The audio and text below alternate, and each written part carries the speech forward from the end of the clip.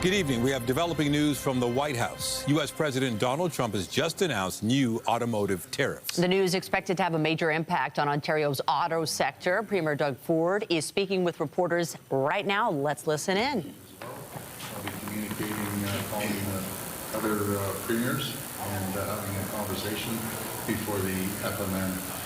What I don't want to do, Ontario's the largest province, will get hit the hardest.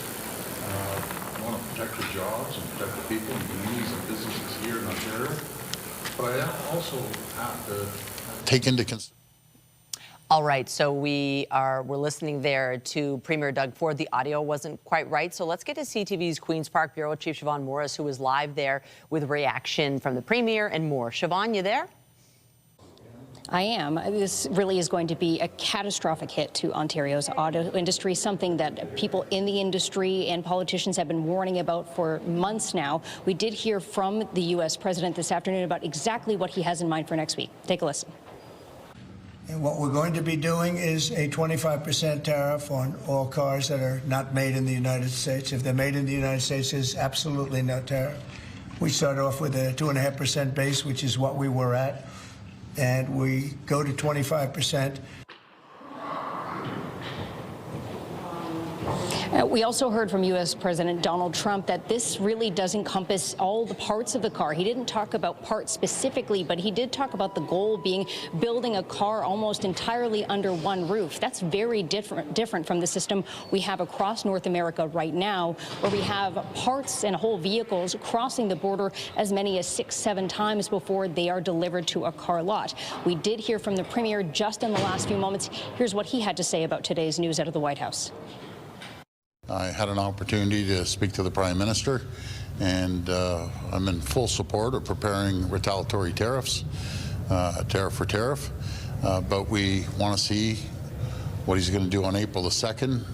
As we've seen over a number of months, it's on again, off again, and he said he wasn't going to do it till April 2nd. Well, he launched an early attack, which is not surprising, but I've asked the Prime Minister to convene an FMM call as soon as possible.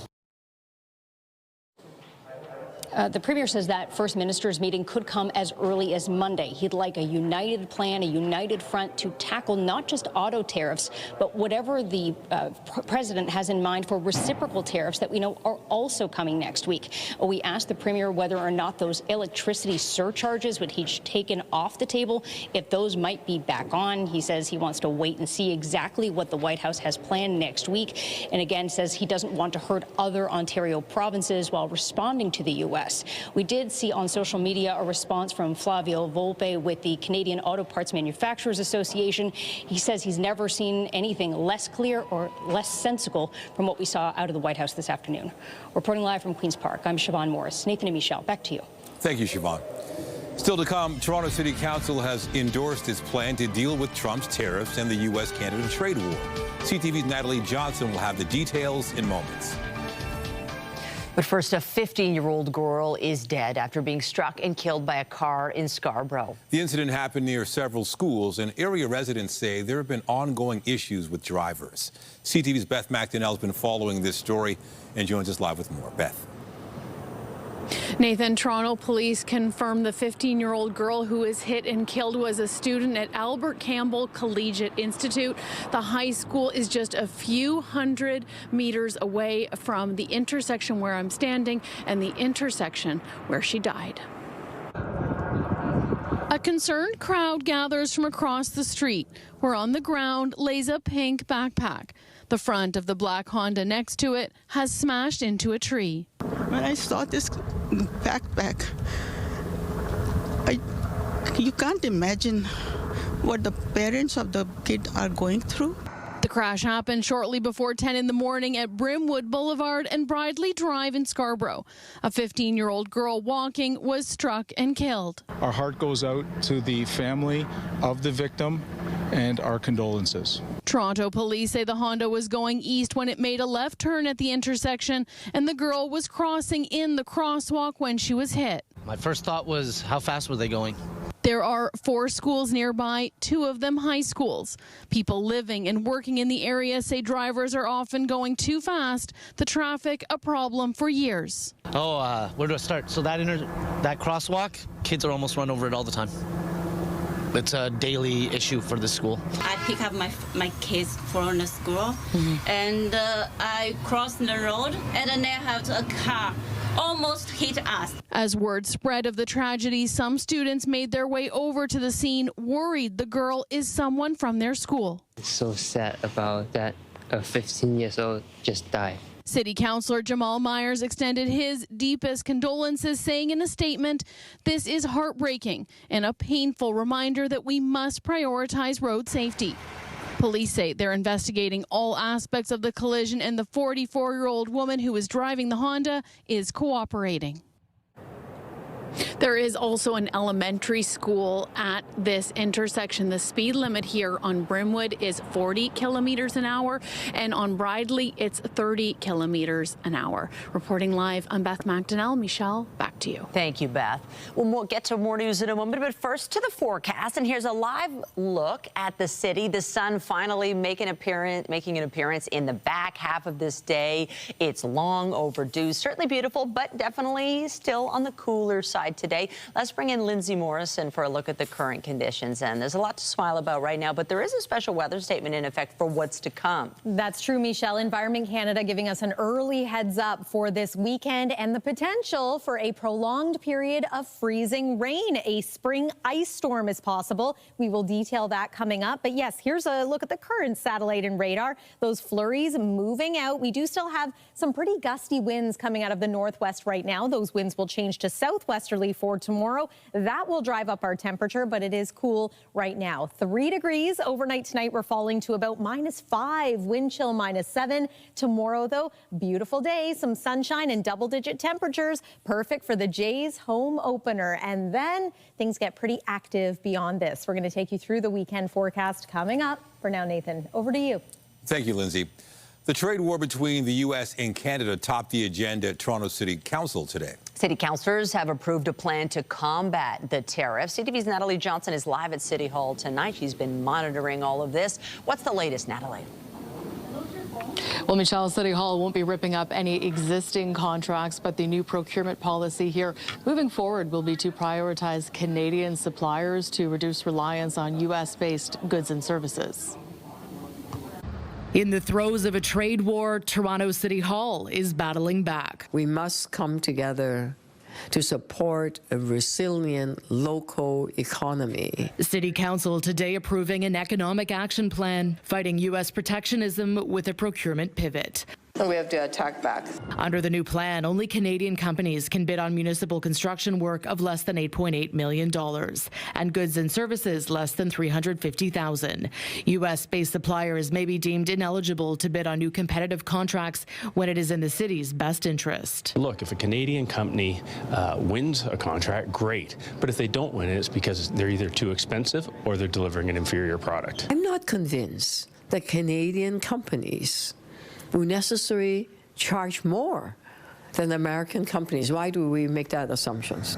This city will also limit staff travel to the U.S. to essential business travel only and limit employee use of U.S.-based rideshare programs like Uber and Lyft, where locally owned alternatives exist. Whether the company is based in the U.S. or elsewhere, these are folks who are employed here in the city of Toronto. They are Canadian jobs, and I just don't think that type of petty politics is really very helpful right now. Others warned of broad sweeping measures, calling for a more cautious approach. Toronto is highly dependent on American tourism for our hotels, for hospitality, entertainment, and restaurants. And if word gets out south of the border that we don't welcome or are friendly to Americans, it could crush our industry. There's Trump hitting us over the head with a baseball bat, and we're saying, you know, don't put a helmet on. You know, this is what's happening. But Council ultimately voted unanimously in favor of the action plan, a united front intended to bite back on the tariffs that could hit hard here at home.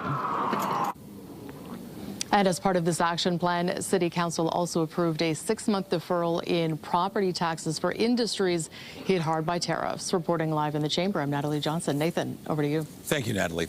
A new report indicates equipment breakdowns affected the city's ability to deal with 2 major snowstorms in February. The report from city staff says the city dealt with the largest snowfall in 3 years, but only 60% of the sidewalk clearing equipment was available for use. The available or unavailable equipment was out of service because of issues including tire and hydraulic problems, attachment failures, and broken parts. City Council is expected to discuss the report tomorrow. Jurors at the trial of 2 men accused of shooting and killing a Toronto city worker heard today from 2 detectives who worked on the case. The testimony focused on a vehicle that was caught on video near the shooting, a vehicle police say was linked to the suspects. CTV's Allison Hurst is live outside the courthouse tonight with more details. Allison.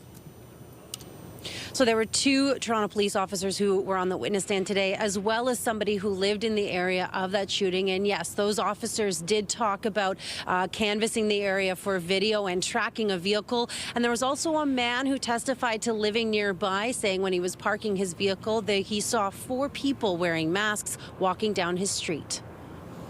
4 people in masks walk through Regent Park, all wearing dark clothing. This surveillance footage was played for a jury. The timestamp is about 8:44 p.m. Then minutes later, another video near a parking garage shows them running.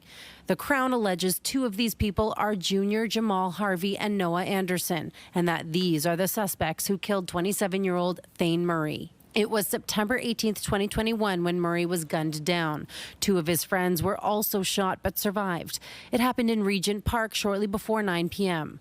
The Crown says Murray was shot 14 times, including his head, and that 59 gun shell casings were found at the scene. Murray was a beloved city worker who worked at recreation facilities. The jury watched several videos of a light-colored car in the area of the shooting. 2 police detectives testified this was the car they were tracking following the shooting. The Crown claims it was used by the suspects and that it's a Nissan Altima. The jury has heard that Anderson rented a light beige Nissan Altima in the days before the shooting. But the defense disagrees, saying it's not conclusively the same vehicle. The trial continues. Anderson and Harvey both face a first-degree murder charge and 2 attempted murder charges. The trial continues tomorrow. Reporting live, I'm Allison Hurst. Michelle, back to you. Thank you, Allison. A man is in hospital following a stabbing downtown. It happened around 5:30 a.m. in Trinity Square near Yonge and Dundas. Police say the victim, a man in his 30s, was taken to hospital with serious injuries. They have not provided any details about possible suspects at this stage. Police are asking anyone with information to come forward. Toronto police have issued a community safety alert after the release of an offender they've deemed high risk.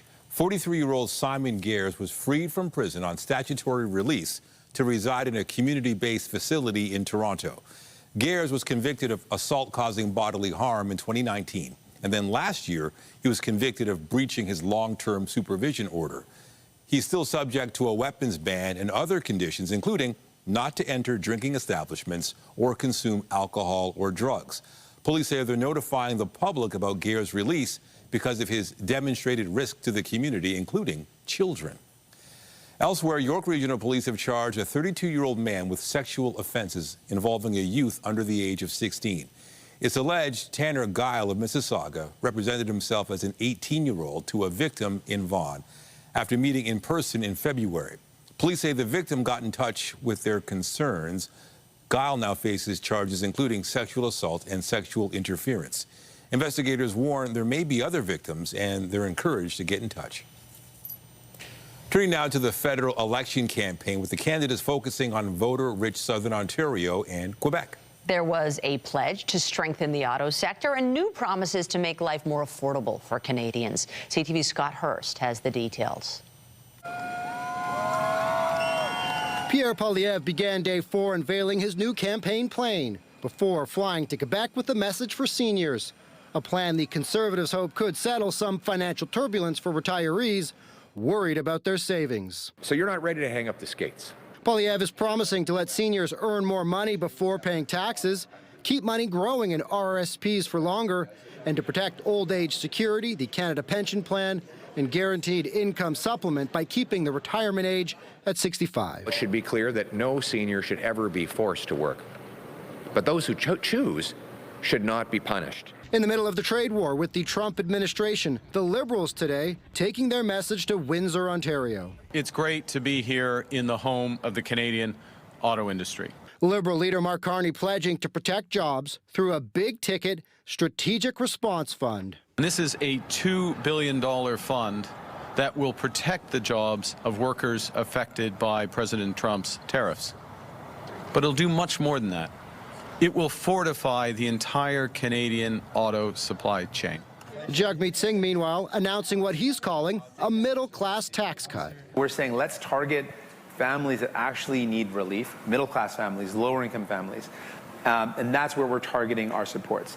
The NDP leader saying they'll be eliminating GST on things like home energy bills, cell phone and internet payments, kids' clothing, and pre-made grocery meals. The Greens are proposing significant tax cuts on people making $100,000 and less. Affordability also on the agenda for the Green Party campaigning in Quebec. Co-leader Jonathan Pedneau announcing a boost to the basic personal amount to $40,000, meaning about $3,600 in annual tax relief for those eligible. The Green Party says it will be fully funded, costing the government around $50 billion annually, which it says will be offset by a tax hike on corporations. Scott Hurst, CTV News, Toronto. Meanwhile, there is new information about the Liberal Party's ousting of its MP in the Ottawa riding of Nepean last week. Officials have not clearly said exactly why they barred Chandra Arya from running in the election as a Liberal, but sources have told CTV News it was linked to a trip he took to India amid that country's tensions with Canada last year, and that the decision to remove him was the party's alone. Arya says that at no point did former Prime Minister Justin Trudeau or any cabinet minister raise concerns about his meeting or public statements. Liberal leader Mark Carney is running in the riding that became vacant with Arya's ouster. Carney said the decision was made by the Green Light Committee that screens candidates. Here in Toronto, an incumbent MP says he won't be seeking re-election next month. Kevin Vaughn represents the riding of Spadina-Fort York. He was a Liberal candidate in the 2021 election, but was dropped by the party over his failure to disclose a sexual assault charge from 2019, which was later withdrawn. Vaughn has been sitting as an independent. He says despite not seeking re-election, he will remain in public service. The Israeli military has ordered the evacuation of parts of Gaza City. Israel's vowed to intensify its offensive in the Palestinian territory until Hamas returns the remaining hostages. The group says it won't do that without a lasting ceasefire and full Israeli withdrawal from Gaza. Thousands of Palestinians marched in a heavily destroyed northern town in the second day of anti-war protests. They called for an end to 17 months of deadly fighting with Israel. Many of the demonstrators chanted against Hamas in a rare display of public anger against the group. Hamas has violently cracked down on previous protests, but no outright intervention has been apparent this time so far. Perhaps because it's keeping a low profile since Israel resumed its military action. In the U.S., senior Trump administration officials are denying that classified information was shared during an online chat about an attack on Houthi rebels in Yemen. Today, the U.S. Defense Secretary said he was merely updating the participants on a plan that was underway.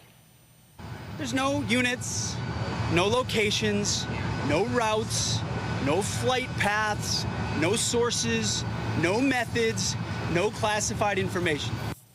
The editor-in-chief of The Atlantic was accidentally added to the group chat on Signal, an encrypted messaging service. Today, his magazine released the contents of the entire chat.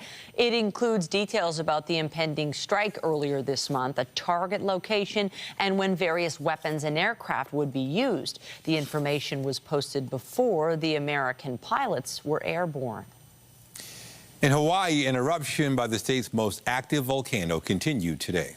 Molten rock began pouring out of a vent in the summit as the volcano's sporadic eruption began anew yesterday. The lava was contained within a crater at the mountain inside Hawaii Volcanoes National Park. It's not affecting any residential areas. The volcano on the Big Island of Hawaii has been erupting on and off since December 23rd. It's one of 6 active volcanoes in the state. Skywatchers hoping to catch a glimpse of one of Mother Nature's most beautiful offerings really hit the jackpot in Finland's far north.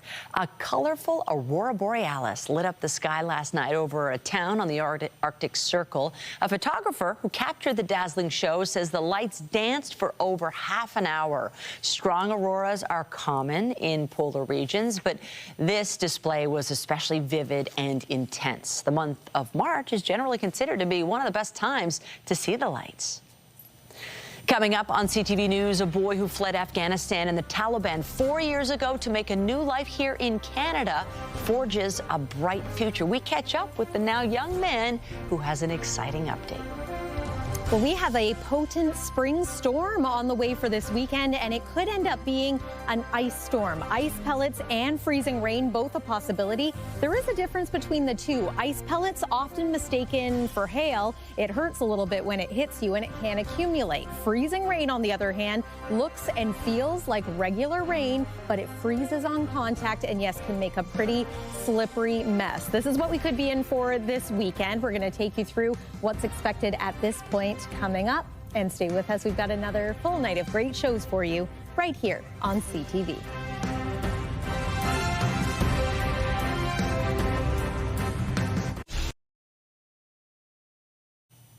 Or another look at the forecast. It was a cool start to the day, but the good news, the sun at least came out. Makes a big difference. It's nice that it wasn't just straight cloud. When you see that sun, it makes you think, brighter moments and days are ahead, although it is a bit troublesome to think of what could be coming our way this weekend, and hopefully it doesn't ruin any plans. Well, we do have one bright day ahead, and that's tomorrow. We will have more sunshine. It's hard to believe, I mean, even looking at what it looks like outside right now, that we have such active weather on the way, but it's true. The weekend comes with plans for many, travel plans for many, and I think Environment Canada doing the right thing by giving everyone a bit of a heads up that we could be in for an extended period of not only rain, but freezing rain in some cases. Today, none of that, but we did have flurry activity once again. Very changeable weather conditions depending on where you were joining us from. You might have seen sun, you might have seen cloud, you might have encountered some snow on your drive. The good news is this is all now clearing out. A current look at the satellite and radar shows that it is departing this upper level low that we've been tracking for a number of days now. We're finally saying goodbye. Clear skies through the night tonight, clear skies through the morning tomorrow. Tomorrow afternoon, I do think we will get a bit of an increase in cloud, and there's the slightest chance of a passing shower. Let me show you here on the forecast radar. First, there's tomorrow morning, lots of sun, very clear. There's that increase in cloud and just a slight chance of showers. Again, this will be late afternoon and early evening. Cold front swings through Friday. The cool down is going to begin. It's going to be a mostly cloudy day. And then look what happens as we make our way into Friday night. So there's about 8 p.m. We see the first signs of some freezing rain, or at the very least some mixed precipitation. That's the pink that you see here on the forecast radar. And then through the overnight, this becomes more widespread, could impact us here in the GTA and specifically downtown Toronto. Right now, it's looking like Toronto, north and east, most at risk for experiencing some of this freezing rain. And there's a heightened level of certainty that this will be impactful from Parry Sound over toward Kingston. But we're going to keep monitoring it here a little bit closer to home because temperatures, even just a slight change, for example, if it's a little bit warmer on Saturday than it could be, this will simply be a rainfall event for us in Toronto. But at this point, worst case is 5 to 15 millimeters of freezing rain. Some areas could see 20 millimeters of ice accretion, and that's where that ice starts to build up. So this is a story we're going to be watching over the next couple of days here. It is 2 degrees this hour in Toronto. We ended up managing to make it to a high of 4 today. Not bad. Into tonight, though, falling all the way to about -5, -6 degrees. Wind making it feel like -7, -8. So a chilly start to tomorrow, even though we are going to enjoy that brilliant sunshine. Look what happens into the afternoon, though. It's going to be a double-digit day. 11 is the expected high in Toronto, maybe 10 in Waterloo. Similar conditions in and around Hamilton. 7-day forecast, yeah, it does show a bit of a change. So there's Friday, overnight dropping slightly below freezing. We're going to keep an eye on the potential for these temperatures to bump up both Saturday and Sunday. But at this point, I would start planning for the possibility of freezing rain, again, especially overnight and into Saturday, but still unsettled for Sunday. Monday, a little bit warmer, and then the sun looks to come back out next Tuesday just in time to welcome April. That's the weather for now. Michelle, over to you. Thanks, Lindsay. Well, we have an update tonight on the story of a boy who fled the Taliban for a life here in Toronto. When we first met him back in 2021, he was begging for help. Now he's excelling at school and preparing for his post-secondary education. CTV's Sean Leathong has more. Mirwais Toki is someone we've told you about before, but until now, we've never shown his face. I was afraid of going back home, afraid of darkness, afraid of not getting educated. In 2021, he and his family were stuck in Kandahar, a place where they'd been advocates for education of both men and women. As the country was falling to the Taliban, they received threats. Then 13-year-old Mirwais cried for help. I ask you that, please, I beg you that get us out from Afghanistan. Hoping to come to Canada, he wrote a letter saying, "In my native tongue, my name means light, and my light has burned bright. My goal is to be a mathematician or an engineer. I want to raise my voice for Afghan women and Afghan youth. But everything has changed and my light is dimming. I wake up to the sounds of bombs and bullets exploding and places near my houses getting hit by the Taliban rockets." Today he's in Toronto. Life is much different. The light is shining right now.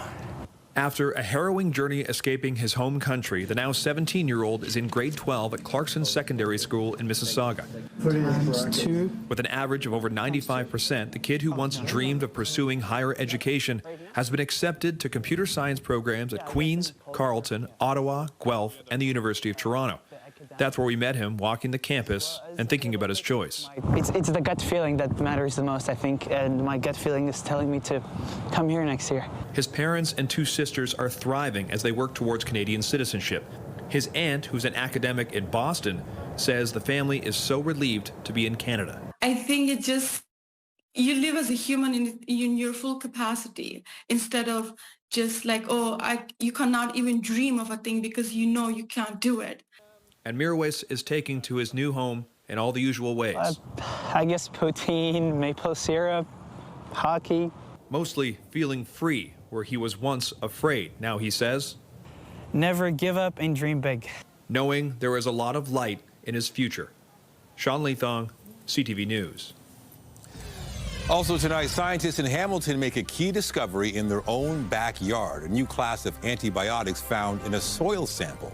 The medical breakthrough that could one day save lives. Researchers at McMaster University have identified a new class of antibiotics. It comes at a time when antibiotic-resistant bacteria is considered a top global public health threat. CTV's health reporter Pauline Chan has the details. We've had variations on old antibiotics that come out, but we've never had a brand new chemical molecule like we have now. Professor Jerry Wright and a team of researchers at McMaster have returned to ground level, literally, to search for a new way to fight infections. Most of the antibiotics that we discovered happened between 1940 and 1965, roughly. The scientific tools available to researchers at the time don't compare to what we have now. Things like computers and gene sequencing have helped them identify a new antibiotic they're calling lariocydin. The name comes from the fact that it's part of a family of peptides that have the shape of a lariat, that is a lasso. They're called lasso peptides. And what it catches isn't cows, but harmful bacteria. It is hits an old target called the ribosome, which is the structure inside the cell that makes proteins, but it hits it in a brand new spot. So it binds to a brand new spot, and it actually kills the cells. Antibiotic resistance is a global healthcare crisis. It is probably one of the most important existential threats on how we practice medicine going forward. Antibiotics are not only essential in human healthcare, but also in food production. In fact, most of the antibiotics used on the planet probably 2/3 to 3/4 are used in food animal production. Wright says lariocidin causes no harm to human cells, but it attacks a wide range of pathogenic bacteria, including Staphylococcus and E. coli. More research is needed, but if all goes well, it could be in use in several years' time. Pauline Chan, CTV News. As school boards pursue lawsuits over the impact of social media platforms on students, Instagram is rolling out what it calls its school partnership program. The social media site says the program works directly with middle schools and high schools to reduce the impact of online bullying and harmful content. Instagram says it will carry out prioritized reviews of any potential rule-breaking posts if they're reported by a participating institution. The initiative also promises resources for educators, parents, and guardians to help teens navigate Instagram safely. Right now, the school partnership program is only available in the U.S. Well, CTV News Toronto has received a nomination for a top honor in Canadian broadcasting. Our 6 p.m. newscast is among the 5 nominees for Best Local Newscast, announced by the Academy of Canadian Cinema and Television. The nominations for the 2025 Canadian Screen Awards were revealed this morning. These awards celebrate the best in Canadian broadcasting across 149 film, television, and digital media categories. And the winners will be announced starting on May 30th. Lady Gaga says she's taking her new music on the road.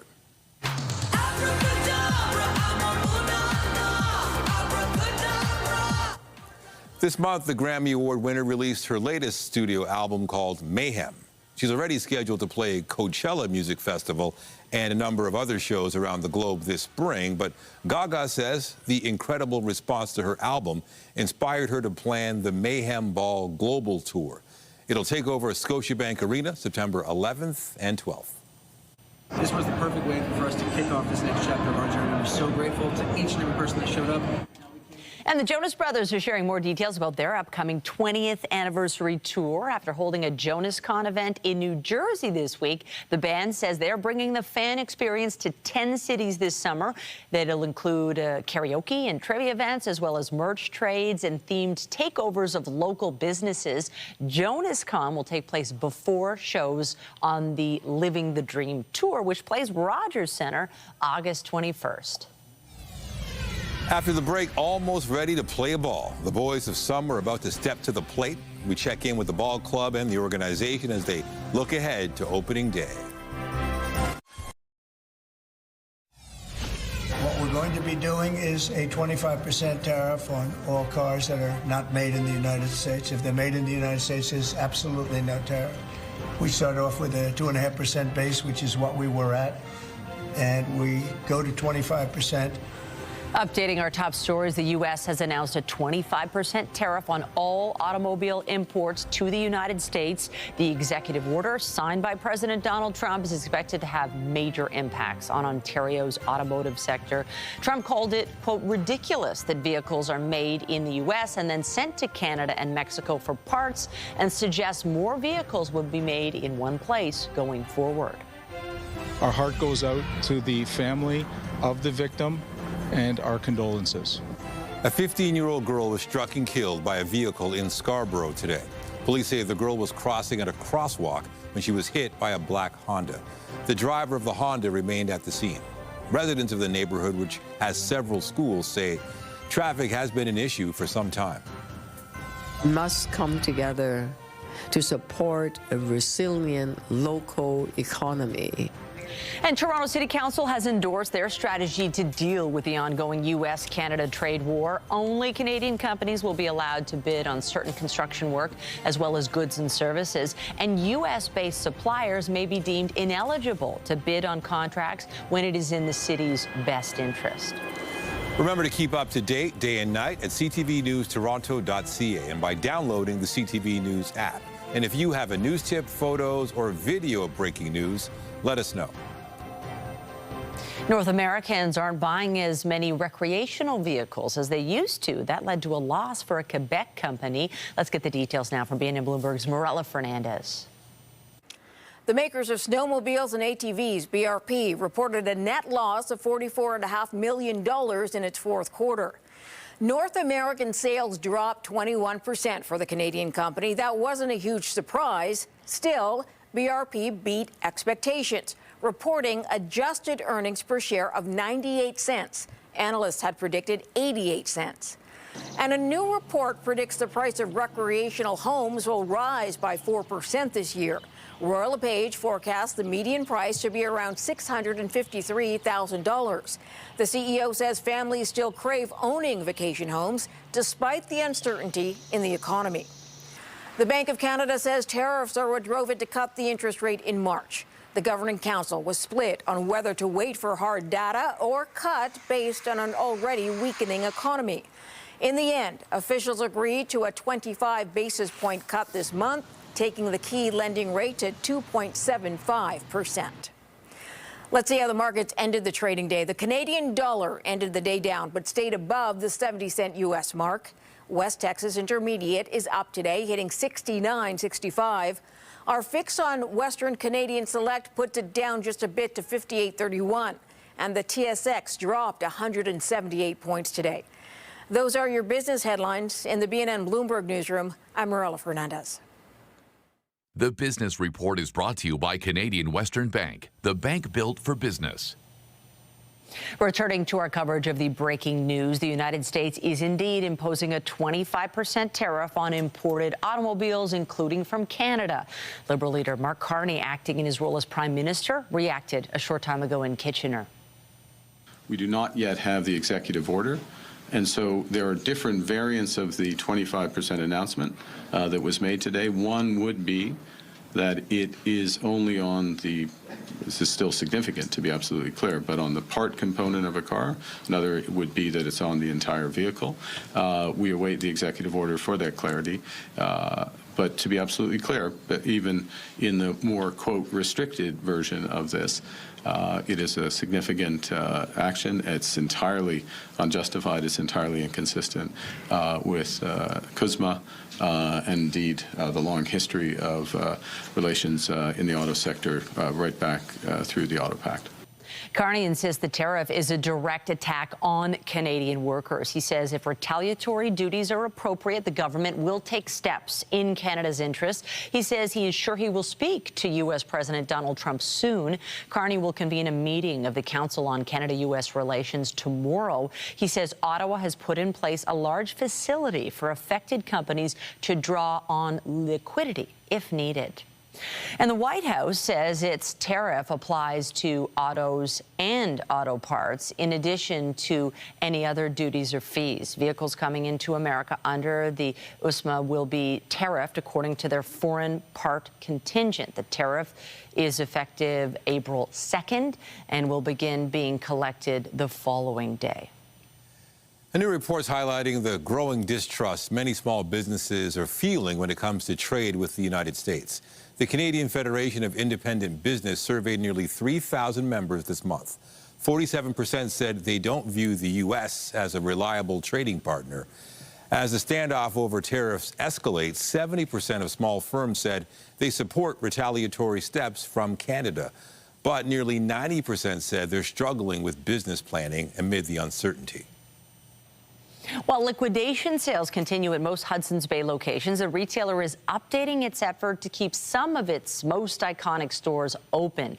If an Ontario court approves, Canada's oldest company would now have until April 7th to make arrangements to pay its main lenders. If the deal falls through, liquidation sales would start the day afterwards at those 6 Toronto and Montreal area locations. HBC has been under creditor protection since earlier this month. Toronto showing off its Blue Jays pride ahead of tomorrow's season opener at home.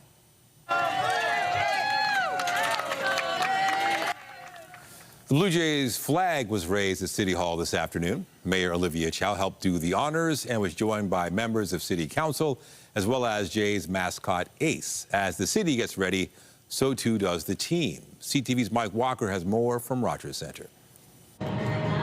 One last workout ahead of opening day. The Toronto Blue Jays fielding a team they believe will be a contender. We have a group of players that are here to win, and that's all we talk about, and that's a special thing. Looking to rebound from a disappointing 2024 campaign that saw the Jays start with high expectations, but finish last in the AL East. You want to make the postseason, and you want to do better than we have in the postseason. I think we are in a good position. Jose Barrios will be making his third opening day start for the Jays. Obviously, last year was a tough year, but we have a lot of situations like, injuries, hurt. It's time to go out there and execute, compete, and win a lot of ball games. This season features 8 new players, including 3-time Cy Young winner Max Scherzer, who debuts on Saturday, second baseman Andres Jimenez, outfielder Anthony Santander, who the Jays hope will be another strong bat. He belted 44 home runs last season. And in the bullpen, Jeff Hoffman, who manager John Schneider confirmed today will be the club's closer. The thing we've struggled to do the last couple of years at a high level is score runs. So I think that is where we feel like there's opportunity to be better this year. But the season may be overshadowed by free agency. Both Bo Bichette and Vladimir Guerrero Jr. are in the final year of their contracts. This could be their last season together. The Jays and Vladdy are yet to agree to an extension. The Jays GM remains hopeful. And whether that happens during the season or via free agency, we'll stay open and never close any doors. Bichette says he's not focused on contract talks right now. I think we just want to prove that we're winners, to be honest, and the only way to do that is focus on the day-to-day and be present. I think if we let it affect us and what we're trying to do, it leads to not our best brand of baseball. The team did just finalize a 5-year contract extension with catcher Alejandro Kirk, worth $58 million. An extension Kirk described as a surprise and emotional. Eso para lo que estamos aquí. Feel very, very excited about the contract, but my main goal for now, is just to win in the playoffs every year. The Blue Jays will kick off the season with a 7-game stretch here at home, starting tomorrow afternoon against their division rivals, the Baltimore Orioles. Mike Walker, CTV News, Toronto. To basketball, the Toronto Raptors look to sweep a 2-game road trip when they visit Brooklyn tonight. Denied on the inside, taken by Scotty. Finds Jakob, the closeout by Thor with the lane. Scotty, what a dime! Toronto is coming off a 112-104 win in Washington on Monday. This evening, they take on a Nets team that has lost 4 straight. The Raptors are 11th in the Eastern Conference, 1 spot ahead of Brooklyn. Side, she'll take a look. Blair Thermal cuts in front, draws, shot here, she scores! And the Scepters beat Montreal 2-1 Sunday, setting up an important game tonight. Toronto can move to within 1 point of the league-leading Victoire with a win on the road. They're in Boston to play the Fleet, who trail the Scepters by 2 points. Tavares plays that back for Nylander, shoots, scores! Nylander, 5-1 Toronto. William Nylander and John Tavares each had 2 goals and 2 assists as the Maple Leafs beat Philadelphia 7-2 last night. Toronto's tied with the Panthers for first place in the Atlantic Division, with Tampa just 2 points back. The Leafs are in San Jose tomorrow night. And just ahead, we're looping you in on a new attraction at Canada's Wonderland. Why this coaster under construction will be a record breaker when it opens. Buckle up. Andrea Case has a preview after the break. Tonight, Mark Carney questioned over billion-dollar investment funds. The appropriate taxes are paid here in Canada. He says he knows how the world works. He knows how to make it work for him. Why the Liberal leader is being attacked over assets held in his previous job. Later on CTV National News. And a reminder, the CTV News at 6 podcast is available as a download every weeknight. And a special shout out to those of you listening to the newscast live on News Talk 1010. Get Toronto's top stories, breaking news alerts, and watch live. Download the CTV News app. Roller coaster fans, fasten your seatbelts. Canada's Wonderland is getting ready to launch Alpine Fury, Canada's longest and fastest launch coaster. CTV's Andrea Case reports. In preparation for when the ride opens, I need to practice. Yes, you do. So you say hands up, but I'm saying give me your hand. Okay, so 1, 2, 3. Woo! If you are a fan of amusement park roller coasters, Canada's Wonderland is your destination, but you'll have to wait for Alpine Fury. It is currently under construction. Grace Peacock is the Regional Director of Public Relations for Canada's Wonderland. This thing is going to be wicked because it is the longest, tallest, fastest launch coaster in Canada, but record-breaking for the number of inversions it's going to have, 9. You won't have a launch coaster anywhere in the world that's got 9 coasters or 9 inversions, but this unique experience is going to take you into Wonder Mountain and then launch you straight vertical 50 meters into the sky before gravity's going to take you racing through all those inversions. So it's going to be a wild ride and nothing anybody's ever had before. Okay, Syria. I'm not thrilled about this, but Syria Kadam is an engineer who takes summers off and works at the park operating rides. I've been coming here for 15 years, and it's just the vibe, it's the people, it's the adrenaline of the rides. I absolutely love everything about it. Obviously, you know, like when Wonderland built a ride like Leviathan, you know, world-class, super tall, fast, that was absolutely amazing. And they just kept adding these amazing attractions, right? Now we get Alpenfury, 9 inversions in 60 seconds. That's crazy to think about. I'm scared. If you have the guts and the stomach for a roller coaster, Canada's Wonderland has a lot to offer. The park opens May 8th, but Alpenfury won't be available until later this spring. So you have lots of time to practice your scream. Andrea Case, CTV News, Toronto. You know, it looks like fun. The last time I was on a roller coaster was maybe 5 years ago, and I think I'm retired. You wouldn't even try that, no, even for work? Let the kids do it, no more me.